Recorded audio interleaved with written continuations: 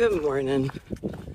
It is May the 2nd, and I just left the Eagle's Nest shelter about a mile and a half ago, about 7:30 a.m.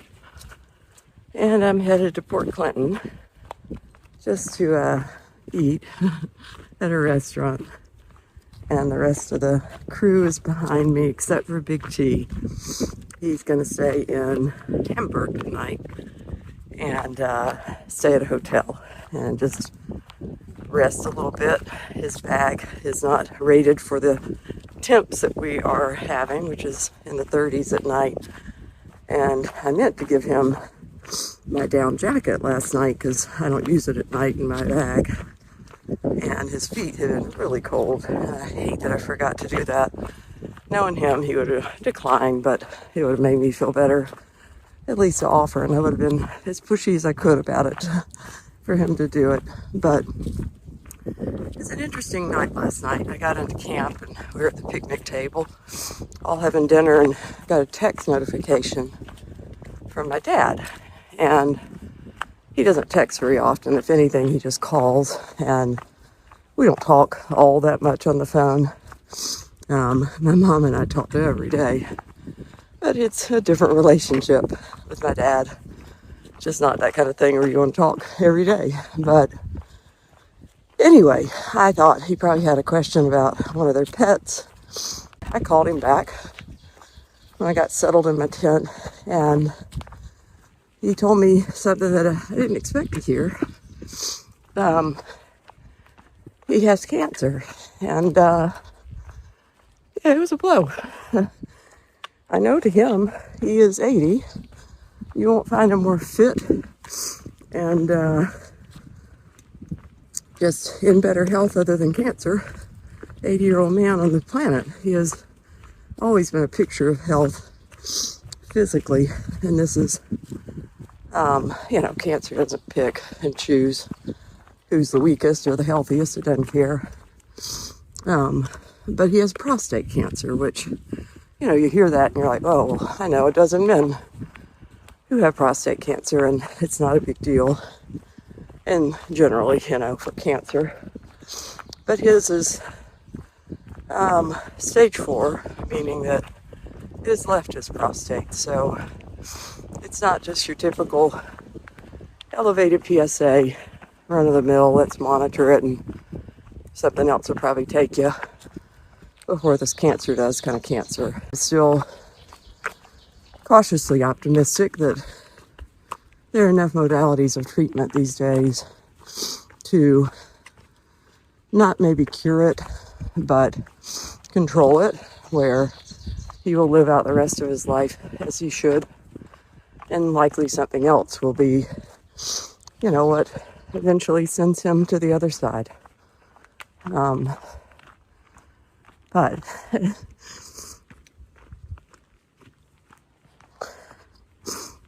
thought walking would prevent me from doing this, but guess not. It's still cancer, and it's still scary, and it's still my dad.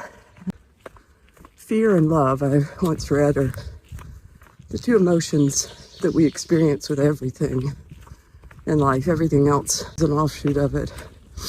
And, sometimes times like this, I think that it's an amalgamation maybe of the two that you experience. And,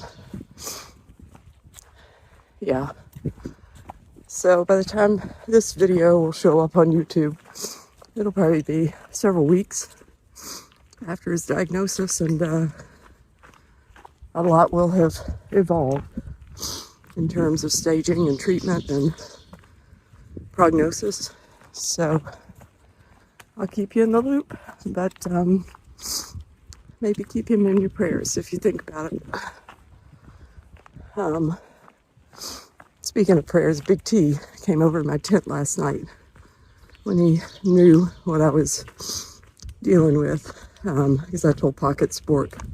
He asked if everything was okay, and I love Big T. He came over and he said, I'd like to say a prayer with you. And he said one, and it was so sweet and also funny, because I don't think he knows my government name per se. And he said something like, Lord, just want you to watch over bad mom's dad. And I just was in there just crying and just really caught up in his words, but also smiling. So love and fear, they can mix together a lot out here in these moments and in the real world. And in the words of Frederick Buechner, who I quoted, I don't know, a while back in an episode, here's the world. Beautiful and terrible things will happen. Don't be afraid.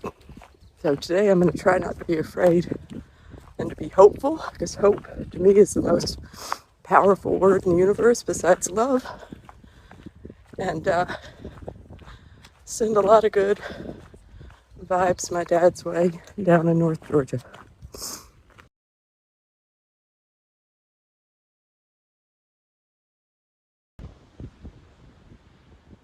Always hard to tell the grade of something on a video, but Pennsylvania is definitely trying to keep my mind off my worries.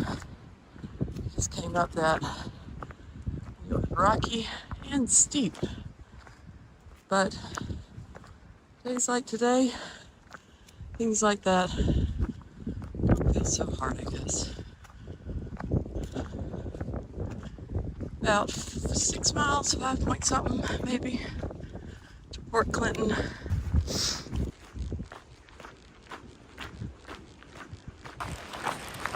So finally the rocks have let up and I can actually pull this phone out without having to stop. Oh, but 1.8 to the shelter, so that's good.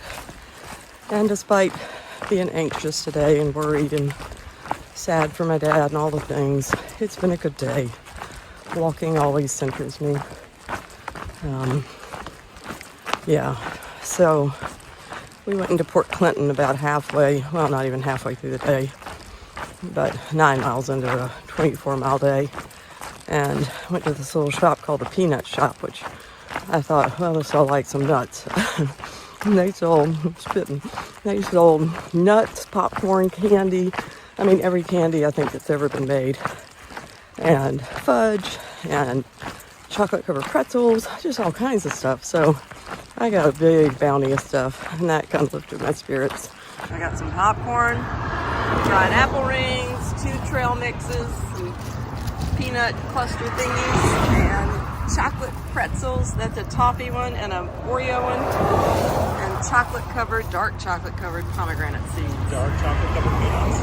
Pomegranate seeds. Pomegranate seeds. Yes. And then we went next door to the Port Clinton Hotel and Restaurant and had a mid-meal, as the kids would say. I got a chicken cheesesteak, which looked better than it tasted. My salad was good, though. And I got some fried pickles to share with everybody. Inspired by Big T. He's always buying appetizers for everybody. Listened to a lot of podcasts today about prostate cancer.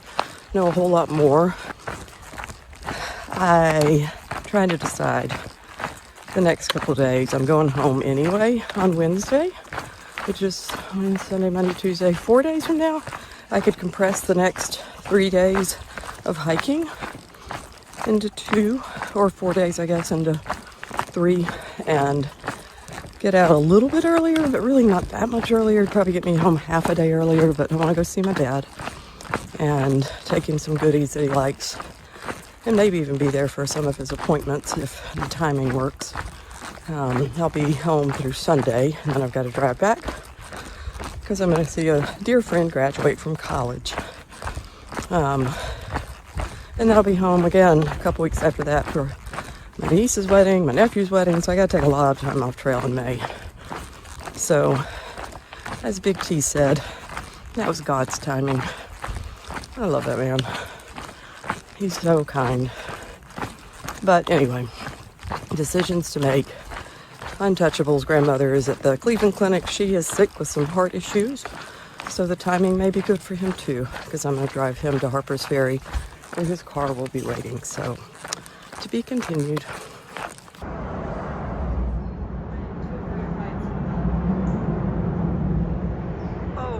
gosh, this is the part I can't watch. Video, but I'm not watching.